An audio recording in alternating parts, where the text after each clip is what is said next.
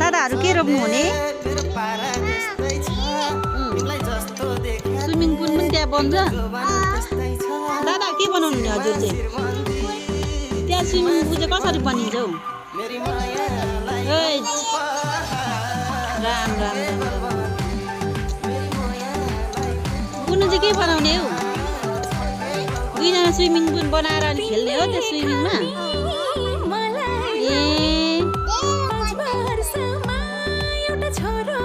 दादा तपाईँको नाम के हो? सहिष्णु के हौ? बुनु के हो तिम्रो नाम? युमिस्मी हो? अनि तपाईँ कति वर्ष पुग्नुभयो दादा? 5 वर्ष? ए अनि तपाईँ कति कक्षामा पढ्नुहुन्छ? बुनु तपाईँ कतिमा पढ्नुहुन्छ? बुनु कतिमा पढ्नुहुन्छ? 2 क्लासमा? राम राम राम